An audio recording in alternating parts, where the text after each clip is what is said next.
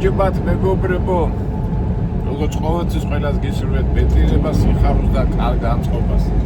ეხლა მოვდივარ კენტაკიდან, გამოვიარე მისური, მერე ოჰაიო, მერე ესე კენტუკში დავბრუნდი და სულ არ ვაპირებდი გადაღებას, მაგრამ რატომღაც მომინდა გადაღება და რატომ? იმდენად კაი ამინდია, იმდენად თბილა, თან რო ელოდები რომ მოდი ზამთარი ეს წვანი, ეს ლამაზი ლანდშაფტი მიიღებს ნაცრისფერ ფერებს და 3-4 თვე ვეღარ ვნახავთ რა, ყოველ შემთხვევაში აქეთ აღმოსავლეთ ამერიკისკენ. და მინდა რომ მეც გაგიზიაროთ ეს სილამაზე, რა ვიცი, უბრალოდ რომ მიდიხარ და ათვალიერებ ყოველგვარი რაღაც ფილოსოფიური და რაღაც იდეებიდან გამოვდინარ, უბრალოდ უყურებ და სიამოვნებს. აი მეც მინდა რომ გაგიზიაროთ ეს ჩემი ასეთი ყურება და დაკვირვება.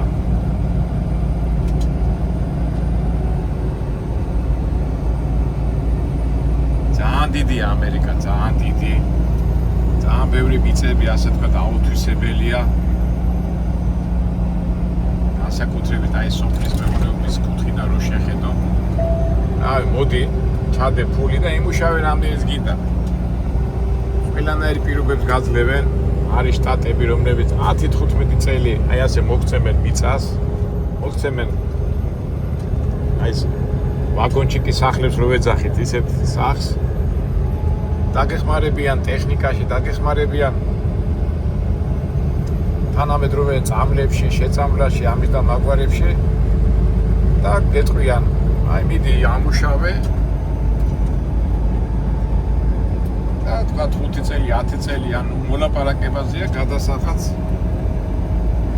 არ გამოგართვა. აი მერე უკვე 10-15 წლის შემდეგ დება იბოძე და უკვე გადაუხადე მთავრობას. პროგრამებია ბევრი ასეთი, მე ადრე მქონდა გადაღებული ეთი ჩვენი სოხუმელი მეგობარია, მე მთხოვა რომ არ მინდაო რომ ადრე პატარა რეკლამასავით გაუკეთე და მე რა ვიცი ეთქობა ბევრმა ადამიანმა შეაწუხა, არ ვიცი რაღაცა მოხდა და აღარ მინდაო, მაგრამ ზოგადად აღარ დავაფიქსირებ მის კონკრეტულ ადგილს და ვარძასახეს არ ვიტყვი, მაგრამ იმას მაინც ვიტყვი რომ ეს პროგრამა დღემდე არის, ამერიკა ხელს უწყობს ასე თქვა დასახლებაში ადამიანებს, რა თქმა უნდა ეხლა აქეთ ამხარები თუ დასახლებულია, ეხლა ეს მისური, კენტუკი, მაგრამ არ იქნება ვაიომინგი, ნორთ-დაკოტა, საუთ-დაკოტა. უბრალოდ იქ უფრო იაფია საქმის დაწყება, მაგრამ აქ შედარებით ძვირია. მაგრამ მაინც ეხლა ვისაც ეხლა სამუდამოდ უნდა წამოსვლა, ყველანაირი ხელშეკიწყობენ. ეს ისი მინდორია ეს გონი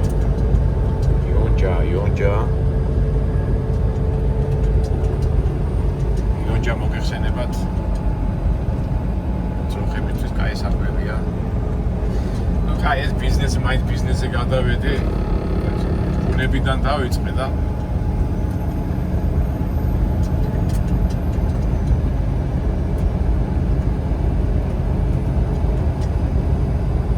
ახლა ეს მთელი უკვე ნახე ეს მთელი მიწა ეთქობა ამისა და ნახე და უბრალოდ ძალიან უბრალოდ სახლია. ერთი 4 რამდენი მანქანა აქვს. ახლა ეგ კომბაინია. პირობებს გაძლევენ, ახლა ეს კომბაინი შეიძლება საკუთარი არ იყოს, მაგრამ შეიძლება იქირავო, თქვა მოსავალი თუ მოგივიდა. გამოიყვან ამ კომბაინს, დაკრიფა მე ესე დაუბრუნებ. და იყიდო კიდევაც შეგიძლია. ეს სიტყვით ბევრი გასახანია. თავარი ადამიანმა არ დაიზაროს.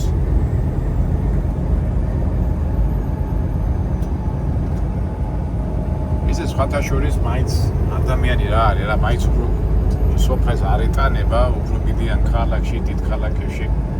ხსნიან იმით, რომ სამსახურები უფრო იქ ადვილი საშოვნია. მე მგონია რომ უფრო პასუხისმგებლობის ამბავიც არის. ახლა ეს სოფლის მეურნეობას ახლა მუშაობ და შეიძლება ამინდი ან რაღაცა სტიქია მოხდეს და მთელი შემოსავალი, მთელი წელი ნამუშევარი გეკარგება. Naga shorts წავიდი აკერა ვარ მე თქვენი მონამორჩილი.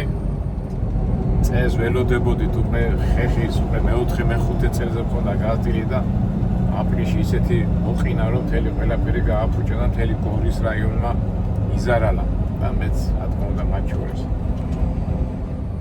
მაგრამ ჩვენ არავითარ შემთხვევაში არ უნდა ვიტიროთ, ეს ჩვეულებრივი მომენტია, ხან ისე იქნება, ხან ასე იქნება. მით სოფლის მეურნეობაში ვინც არის, მაგითი მზად არის. ჩვენ დავანებებ თავს სხვა მოვა. აი სამწუხაროდ ეხლა რაც საქართველოში ხდება, ჩვენი მოსახლეობა ღარიბის უცხოეთში და იმ თავისუფალ ადგილებზე მოდიან ინდუსები, ჩინელები, არაბები.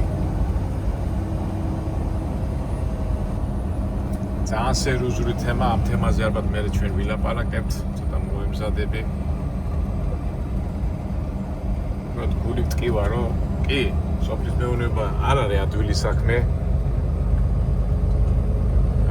გამართლებაც გინდა, მაგრამ არის 1000 ფორმა და ნახეთ ახლა შუა ამერიკაში ვართ. ისეთ მიყრუებულ ადგილას და მაინც ხალხი მაინც ცხოვრობს და არ გარბის ახლა იმ დიდ ქალაქებში და ადამიანები მიდის ამ გულში უნდა ითამაშოს. ეს სოფლის მეურნეობის შტატებია რა.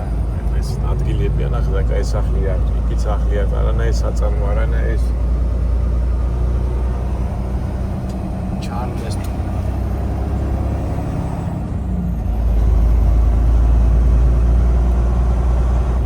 აბა კომბაინო გამატარე ახლა შენ გამხელა კაცო.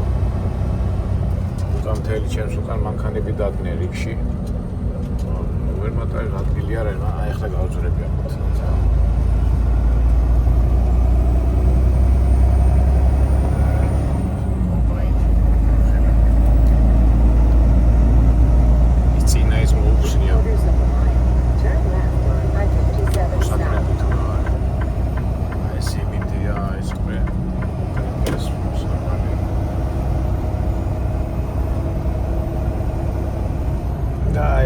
გავართ უკვე ცენტრალურ გზაზე, რომ გზაზე ეს ადგილობრივი გზაზე გავდივართ.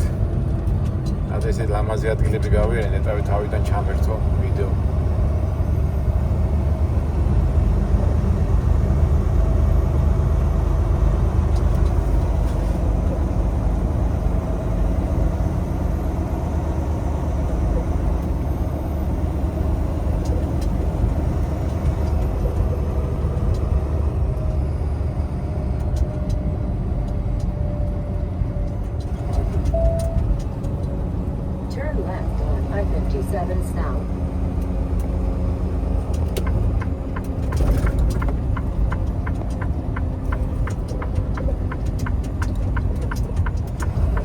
ცენტრალურ გზაზე გავარ და ესეთი სილამაზე არ იქნება.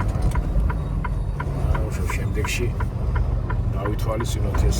უბრალოდ ხვალზე კამინდები გაფუჭდება და მეთქი ისარგებლოთ ამ მომენტით მეთქი და დავიმუხტოთ დადებითად.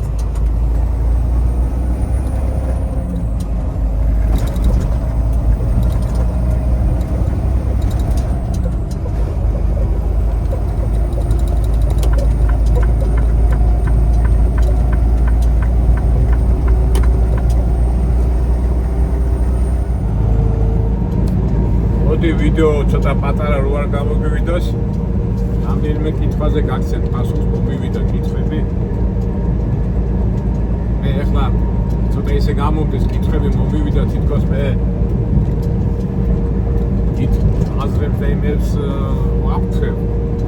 მაგრამ ჩვენი არხიდან გამოდიან უზიარებ ჩვენ ფიქრებს ერთმანეთს და ამიტომ ცოტა თავდებას მივცემ რომ აკაკი რას ფიქრობთ არაბების ინვესტიციაზე საქართველოში?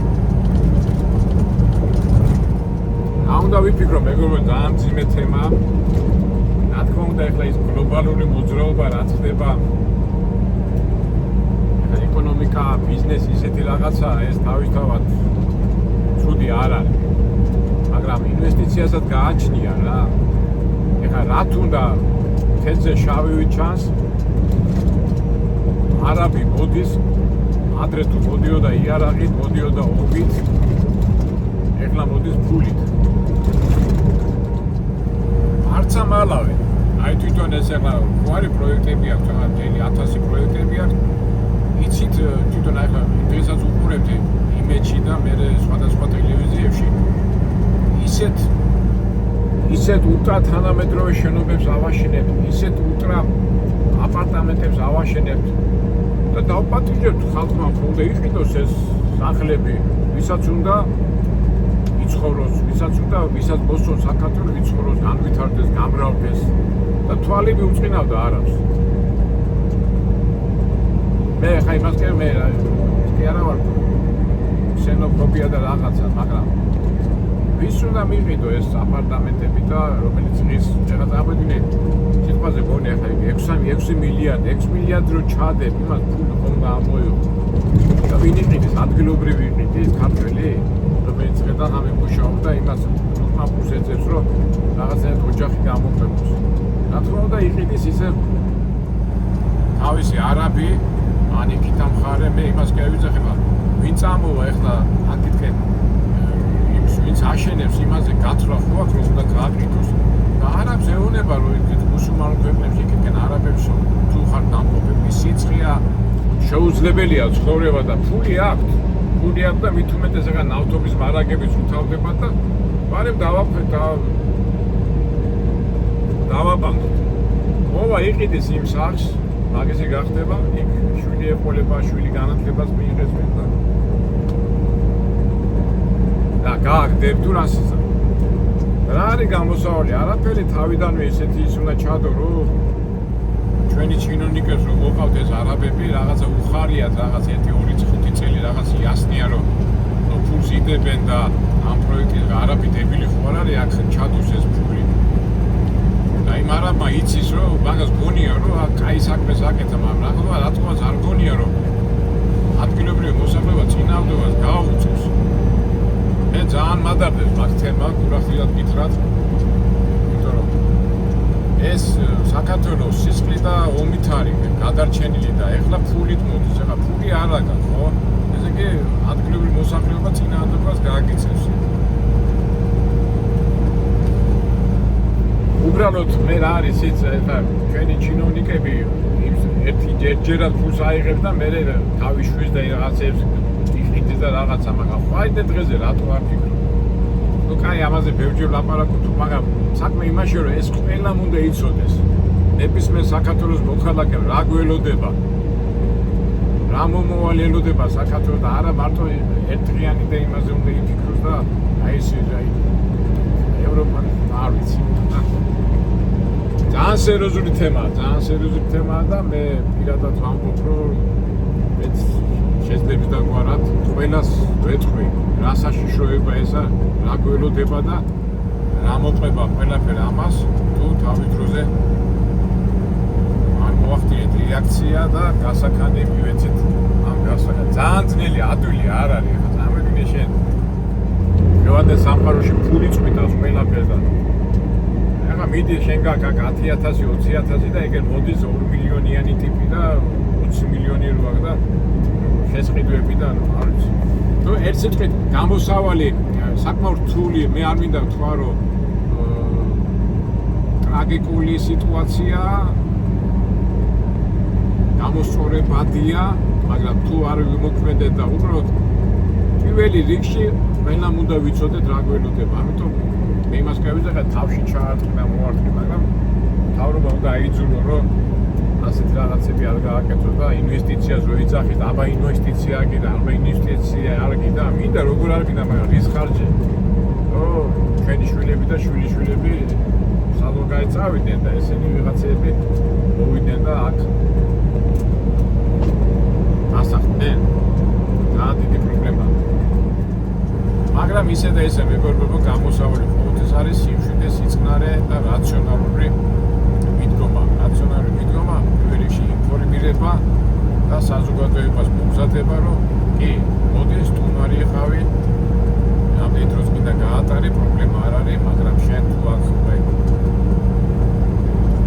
მიწას და საკუთრებაში გადაიტან იმას რაც ის გულისა ჩემი წინაპრები სისხლი და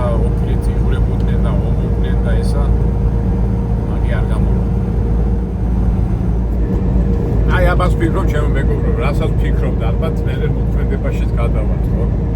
არა მარტო მე, ჩემი მეგობრებიც, ჩემი შვილებიც და მთელი საზოგადოება უნდა გადავიდეთ მოქმედებაზე, რომ არ დავზარალდეთ ძალიან მარტივი. და პირველი ნაბიჯი ყველა უნდა იყოს ინფორმირებული რა ხდება საქართველოში.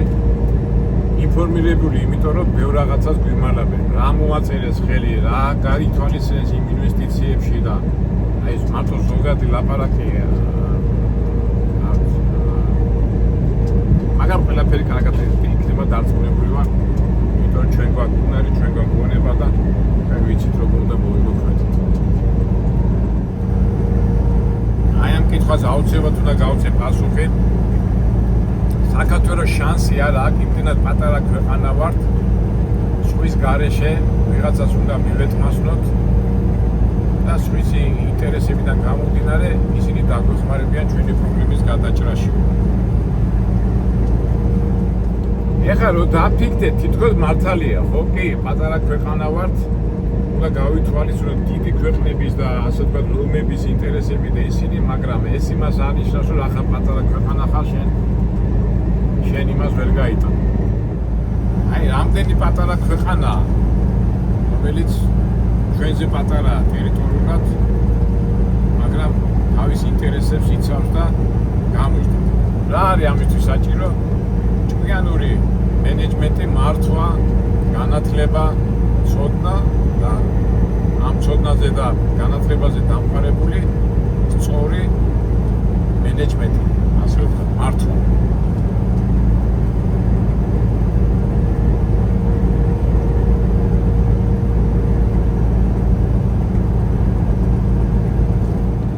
აი ხშირად მოყავთ ხოლმე ისრაელი, ხო? კი, ზოგი მეტყველზე ისრაელის იმდენი დიასპორა ყავს ამერიკაში, ამაში, იმაში, მაგრამ ფაქტობრივად ისრაელი არის კახეთი, აი კახეთი და ქართლი რო აიყო, აი ტერიტორია. მაგრამ კი, რა თქმა უნდა, ის არის, მაგრამ არის რაღაცა ისეთი მირებულებები და საკითხი, რომელსაც ებრაელი არ დათმობს. აი ასეც უნდა იყოს ჩვენთანაც, რა არის თემები, რომელიც ჩვენ არ უნდა დათმოთ, რომელიც ჩვენ იდენტიფიკაციას, ჩვენ ეთნოგრაფიას, ჩვენ ხასიათს ეხება. ისრაელი მაგაში მაგარია. კი, მართალია, დიასპორა ყავს, მართალია, უფრო მეტი თანხაც აქვს და ფინანსებიც აქვს, მაგრამ მაგე არ არის თავი. თავარია, რომ მაგენი იციან თავისი ძირითადი ხაზი და თავის ძირითად ხაზს არ უხვევენ. გინდა ეკონომიკაში და გინდა რწმენაში. ნუ პირველ რიგში რა თქმა უნდა, რწმენა ამ თავარი ჩვენ ამ ბავშვი ნამდვილი უფალი, რასაც ღმერთი გვეუბნება, იმ გზას უნდა მივყვეთ და არა რაღაც დამახინჯებული ფორმით და თავისთავად ეკონომიკა და მართვა. მართვა რომ ეს ბევრ ქვეყნებში არის. აი ავიღოთ მაგალითად ლუქსემბურგი. ეხლა ზოგი მეტყვი ლუქსემბურგი ევროპაშია და ცივილიზებული ხალხი ყავს გარშემო. არწმუნებული ხარ, მაგრამ ისეთ თავის ინტერესები ფინანსურის დაიჭირა, სულ პატარა აი გონი ლუქსემბურგი არის. აი თბილისიდან გორამდე რო წახვიდე, აი ეს მანძილია. ხო მენეჯმენტი და ეხლა მე მეებში ვერ გადავარ, ეხლა უნდა ვიცოდე ეს თემა. მენეჯმენტში ძალიან მაგრები არის. ავიღოთ ფინეთი. ფინეთს არა აქვს ეხლა ესეთი ბუნებრივი რესურსები და ცივა ნახგონი 7 თუ 6 თვეს იცივია, მაგრამ 5 მილიონი ადამიანს ხოს მეტი კი არ ცხოვრობს. მაგრამ იქაც თავისი პრინციპებია, პრინციპები, რომელიც თავის ეროვნულ იმას არ უხვევენ და ინარჩუნებენ.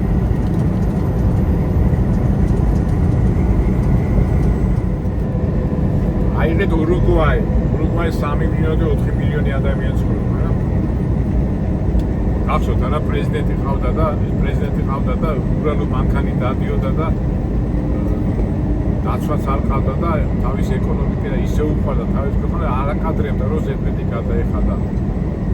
ერთ-ერთი მენეჯმენტია. ხორვატია გავიხსენოთ, ხორვატია ძალიან პატარა ქვეყანაა და ქალბატონი დამოვიდა მაგის სახელი. სიმპათიური ქალბატონი იყო პრეზიდენტი, მაგანაც რამდენი რაღაცები თავი დაიწყო. ჩვეულებრივი შეამცირა ხარჯები ბიუჯეტის, რავი 1000 ხა ასე მე ვერ ვიხსენებ ხა ბევრ რაღაცას, მაგრამ თავარია მოიდო. იმდენი რაღაცების შეკვეცა და მთელი ხალხი დღემდე უყვართ ეს ხალხატონი. და ეს წარმატებულ ქვეყნად გადაიქცა და მაშინ ჩემპიონატად გამოდიოდნენ, ხო, ხალხები და დღესაც როგორი წარმატებულები არიან. საქართველო თავის ისტორიის მასზე ყოველთვის პატარა ქვეყანა იყო და ჩვენმა წინაპრებმა თუ შეინარჩუნეს ეს ღირებულება, ტრადიციები და ასე თუ ისე მოიყვანეს აქამდე ჩვენი ქვეყანა, ასე მცირე ხესარულში და მაგრამ სწორი კი რა თქმა უნდა შეცდომები ხდება, მაგრამ ძირითად ღირებულებებს არ უხდენ ჩვენი წინაპრები და ჩვენ რა არ შეგვიძლია მაგით მithumetes ამხელა ინფორმაცია გვაქვს და ამხელა ისტორიული გამოცდილება გვაქვს. თავარია მონდომება და ძრული მოქმედება. ასე რომ მე იმიტომ რომ ქვეყანა პატარაა და არ გვეშველება და ვიღაცას უნდა მივეთმასნოთ. რაღაც ინტერესები უნდა გაითვალისწინოთ, რომ მიეთმასნო არასწორი მეთქობა. და ძალიან ბევრი მაგალითებია მსოფლიოში.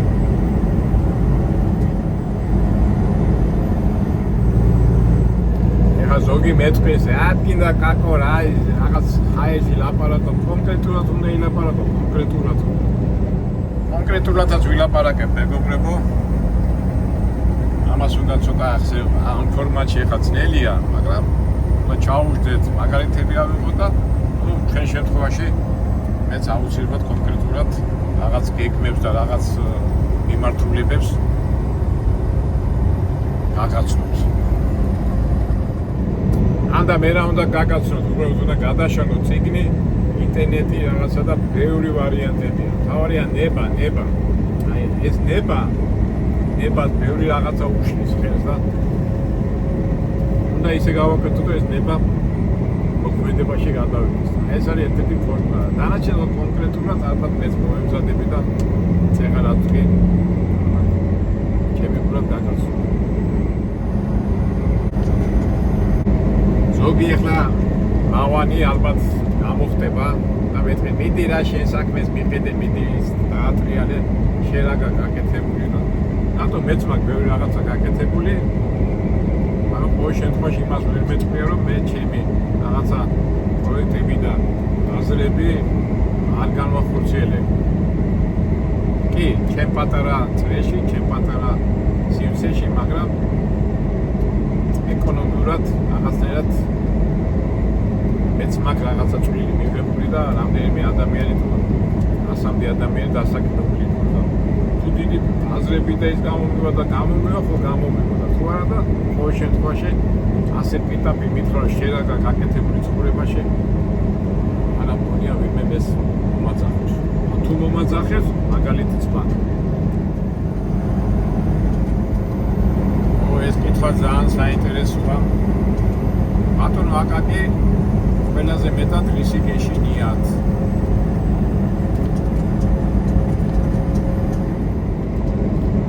მე ამ კითხვაზე გაცემული მაქვს პასუხი. ადრე რომ ყველაზე მეტად იმის გეშინია რომ ეს წინაშე რომ წავდგები ჩემი ჩადენილი საქციელების არ შემწხვეს და ჩემი ცოდვებს. მაგრამ მე უფრო ამ კითხვას უფრო აი ეკონომიურ და საქართველოს მიმართ ვიძახი რა. მე ყველაზე იმის მეშინია რომ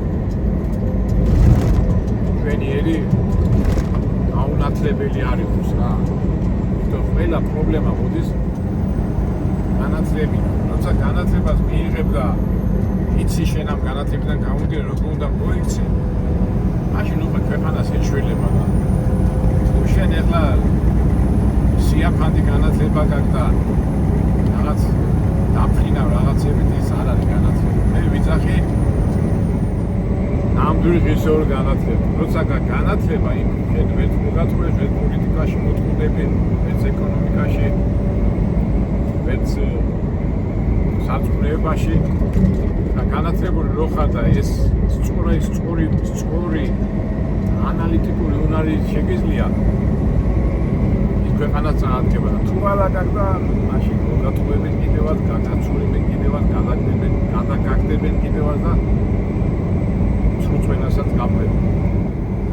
ისეული უნდა იყოს, ისეული და მან კითხვაში ვიტყვი, რომ ერი რომელიც დაკარგავს ღირსებას, ისე უღირებულებებს და ფასეულობებს მაშინ განადგურდება, მაგრამ დარწმუნებულად ყველაფერი კარგად იქნება, ისე და ისე განათლებიდან გამომდინარე, უფროსმა თაობას უნდა გზა მიუთითოს, უფროსმა თაობა და ერთმანეთში სიყვარულად უღებეროთ და გაუთხით. ესეც განათლება. ყველაფერი განათლებაში შედის. მორე გაუნათლებლები აგერად დადიან ძროხები და თხები და რავი დადიან. მათმა მიციან ჭამასმა და ისინი ადამიანები ხარ არიან, ადამიანი მიდო მინარი ადამიანი არის. მათმა ღმერთმა ფული შექმნა ჩვენნაირი. და თუ ქვია ადამიანი ადამიანი განათლებით, ცოდნით და მოხმებით. და უფალით მეუნება როგორ ვიცხოვთ. უფალი რომ გეუნება ამ სამყაროს შემქმნელი, ამ ყველაფრის შემქმნელი, როგორ უნდა იცხოვრო, რა უნდა გააკეთო, ფორმულებად გაძლევს, მაგალითებად გაძლევს, იგავარაკებად გაძლევს და რა ვიცი. რატომ უნდა იყოს სუსტი, განვითარებელი, აუნათლებელი და მეთანხმებით მეგობრებო. დარწმუნებულად მეთანხმებით. კარგით მეგობრებო, ცოტა ისეთ თემაზე გადავედეთ, ეს ისეთი ფორმატია, რომ ასე ლაპარაკი. ცოტა ძნელი ფორმატია, ახლა მანქანას ატარებთ და მე უცბად თუ შევხვდებით სადმე დარბაზში ან სადმე, შეგვიძლია ვისაუბროთ. მაგრამ არა მარტო საუბარია, საუბარი გონებასთან, სიბრძნესთან და მოქმედებასთან ერთად. საფუძველი განათლება, მეორე საფუძველი, მეორე ეტაპი მოქმედება და მოქმედება. აგეთ დაგემშვიდობებით მეგობრებო, ცოტა ისეთი ის გამოგივიდა, რაღაც ფილოსოფიური აზროვნებითი ვიდეო, მაგრამ მაგის გარეშეც არ გამოვიდა. ეკი დაგემშვიდობებით, ყველას გისურვებთ სიძლიერეს, განათლებას, ბედნიერებას, სიმშვიდეს და კარგად ყოფას. კარგით, აბა შევხვდებით მომავალ ვიდეოებში, საინტერესო ვიდეოებში. გამოვუშვით მეგობრებო კითხვები, გამოვუშვით იქნებ კითხვებიდან ავაწყოთ უფრო საინტერესო ვიდეოები. სად ერთი კაცი და სად რამდენიმე ადამიანი. კარგად, აბა ყველას გეხუტებით და გეფერებით.